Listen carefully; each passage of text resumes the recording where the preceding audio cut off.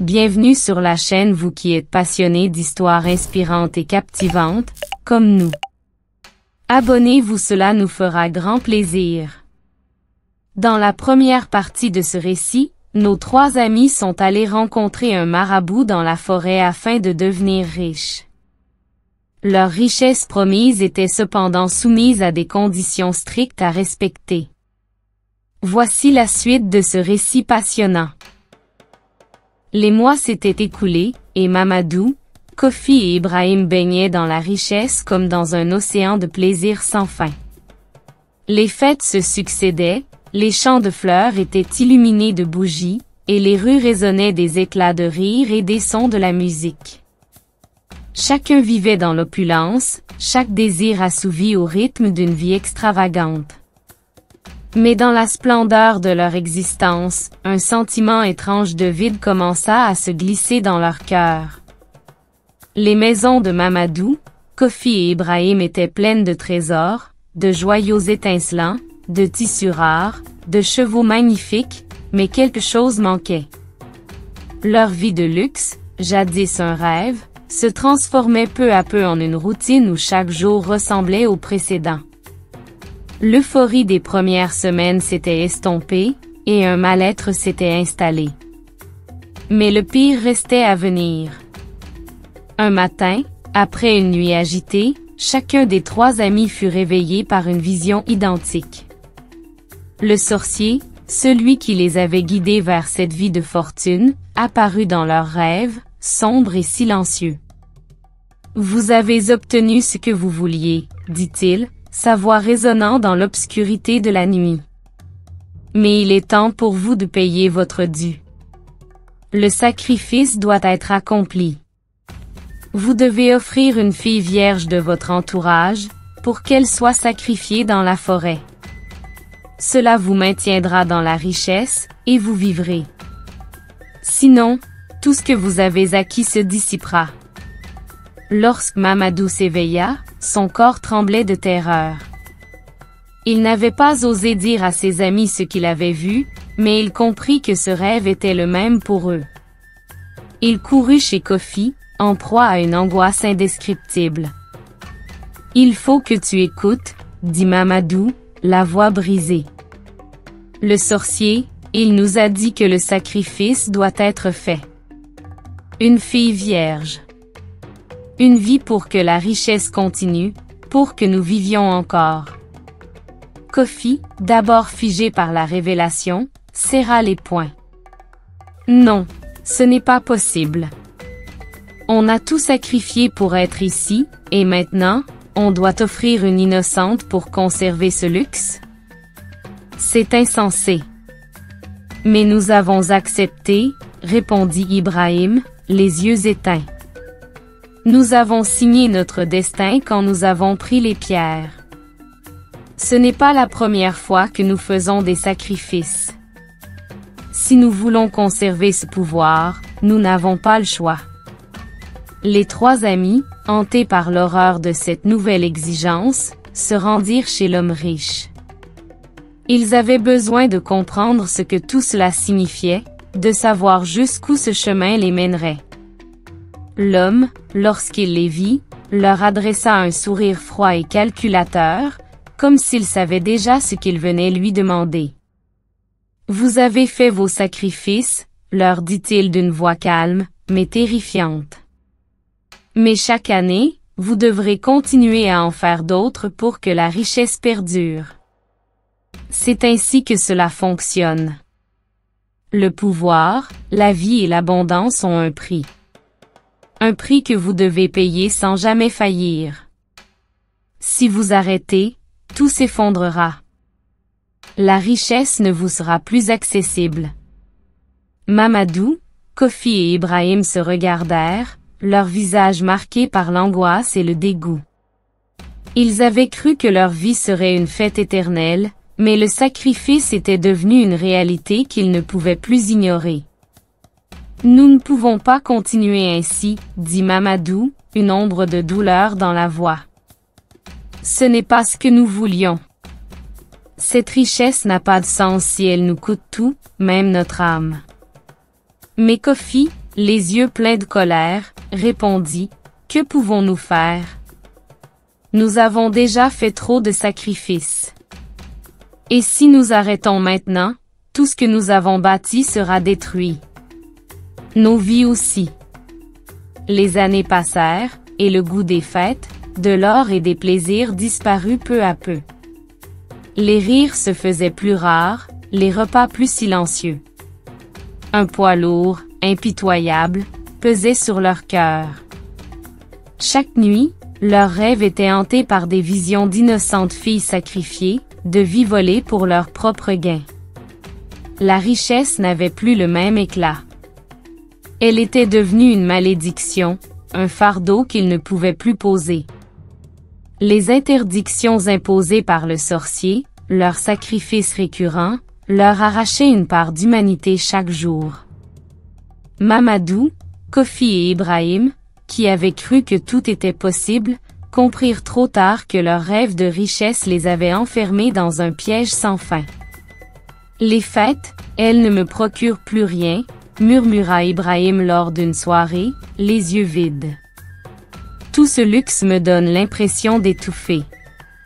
Et le souvenir de ce que nous avons perdu, c'est insupportable. » Kofi hocha la tête, l'esprit tourmenté. « Nous avons vendu nos âmes pour ça.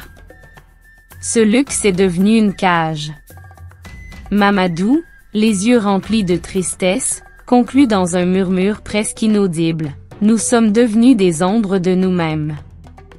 Et cette richesse, elle nous consume. » Le poids des sacrifices les oppressait chaque jour un peu plus. Leur monde de fête et de luxe n'était plus qu'une illusion. Au fond de leur cœur, ils se sentaient perdus, prisonniers de leur choix, incapables de revenir en arrière. Les nuits, jadis paisibles, étaient désormais remplies de cauchemars. Les visages des filles sacrifiées les hantaient dans leurs rêves, les critiques de leurs proches les accablaient dans leur esprit. Les interdits pesaient lourdement sur eux, les rendant prisonniers d'une vie qu'ils ne reconnaissaient plus. Les trois amis comprirent alors que la richesse, dans toute sa splendeur, était en réalité leur propre chute. Ibrahim, autrefois fier de ses origines modestes, se retrouva dans une solitude profonde. La pauvreté de sa famille l'avait forgé, mais la richesse qu'il avait acquise l'avait désormais séparé de tout ce qu'il avait connu. Il ne ressentait plus l'amour sincère de ses proches, mais une distance glaciale qui lui brûlait le cœur. Il ne pouvait se résoudre à partager ses biens, et chaque jour, l'égoïsme grandissait en lui, jusqu'à devenir une partie intégrante de son âme. Son cœur, jadis généreux, était désormais enchaîné à une richesse qu'il ne voulait pas partager, laissant sa famille se perdre dans la misère, tandis qu'il vivait dans l'opulence. Kofi, quant à lui, se sentait pris au piège de ses propres désirs. Le vœu de chasteté qu'il avait accepté pour conserver sa richesse était devenu une lourde chaîne. Malgré sa richesse inouïe, il ne pouvait échapper à ses pulsions croissantes. Chaque fête, chaque réunion était un festin d'opportunités où de belles femmes lui offraient leur charme, lui murmurant des mots doux, le poussant à céder à ses envies. Mais l'ombre de la chasteté pesait sur lui comme une malédiction. Ses pulsions dévorantes se heurtaient à la promesse qu'il avait faite, et cette lutte intérieure détruisait peu à peu la jouissance qu'il tirait de sa richesse. Être constamment entouré de femmes magnifiques, pouvoir se les offrir, et pourtant, ne jamais pouvoir les toucher. La pression était insoutenable, et chaque moment de plaisir semblait vide, car il était enchaîné à sa propre promesse, le rendant presque fou. Mamadou, le plus corpulent des trois, toujours avide de délices culinaires, vivait désormais dans une constante peur. L'interdiction de manger de la nourriture préparée par une femme avait transformé ses repas en un calvaire. Chaque plat, chaque festin organisé dans ces somptueuses demeures, était une épreuve. Il ne savait jamais si une femme avait touché à sa nourriture. Par crainte d'enfreindre la règle sacrée, il résolut de ne manger que des aliments crus, sans aucune préparation. Mais l'appétit de Mamadou ne cessait de grandir, tout comme son désir pour des mets savoureux. Le contraste entre sa richesse et sa condition alimentaire ne faisait qu'amplifier sa souffrance. Posséder tous les aliments du monde, mais être contraint de s'abstenir de ce qu'il aimait le plus, chaque bouchée devenant amère, était devenue sa triste réalité. Malgré leur richesse, les trois amis portaient en eux un vide, une tristesse infinie. Leurs rêves, leur soif de pouvoir, les avaient menés loin de leur famille et de leurs valeurs. Ils avaient sacrifié tant d'innocence, tant de vierges, et s'étaient perdus dans cette quête de richesse. Leurs âmes, jadis pures, étaient maintenant corrompues, et la pensée du sorcier les hantait sans cesse. L'ombre de la mort planait sur eux, leur rappelant que la richesse avait un prix qu'ils ne pouvaient plus fuir. Un soir, alors qu'il apportait une jeune vierge dans la forêt, les trois amis furent interceptés par des policiers intègres, qui n'étaient pas séduits par les sommes d'argent qu'ils leur proposèrent. Les policiers, malgré les tentatives de corruption, les capturèrent et les emmenèrent en détention, leur promettant un jugement implacable. Ce soir-là, ils ne purent accomplir leur sacrifice à temps. Ils furent jetés dans une cellule, loin des regards et de l'agitation du monde extérieur. Le lendemain matin, les policiers retrouvèrent les trois hommes morts dans leur cellule. Leur richesse, leurs bijoux, leur pouvoir n'avaient rien pu sauver. Les trois amis, déchus et seuls, gisaient sur le sol froid de leur prison. Leur fin fut aussi misérable que leur existence. Leurs corps furent jetés dans une fosse commune, sans cérémonie, sans que quiconque ne vienne réclamer leurs restes. Aucun parent, aucune famille, ne vint les pleurer. Ils étaient désormais des parias, détestés, ignorés. Leurs mains, pleines de sang et de péché, avaient décrit leur propre fin. Ils avaient cru que la richesse leur offrirait tout, mais ce qu'ils avaient trouvé, c'était la solitude, la trahison de soi-même, et la mort sans honneur. Dans la fosse commune, ils reposaient, non pas en tant qu'héros ou hommes puissants, mais comme des âmes perdues, leur richesse n'ayant été qu'une illusion de grandeur. Les années passèrent, et le village d'où Mamadou, Kofi et Ibrahim étaient originaires resta le même, marqué par la lente évolution du temps. Les rires des enfants, le travail des champs et la vie simple mais pleine de sens continuèrent. Les habitants du village n'oublièrent jamais ces trois jeunes hommes, partis avec des rêves de grandeur, et jamais revenus. L'histoire de Mamadou, Kofi et Ibrahim se propagea rapidement, un avertissement pour ceux qui croyaient que la richesse matérielle pouvait combler le vide de l'âme.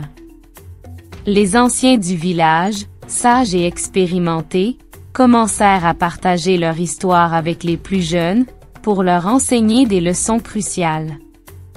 Il ne faut jamais sacrifier ce qui compte vraiment pour une richesse éphémère, disait le vieux Moussa, en se tenant sous l'arbre du village. La famille, l'honneur, la sincérité sont des trésors que l'on ne peut acheter, et ceux qui les échangent pour des biens matériels finissent toujours par se perdre. Les villageois comprirent que, même dans la simplicité, il y avait de la richesse.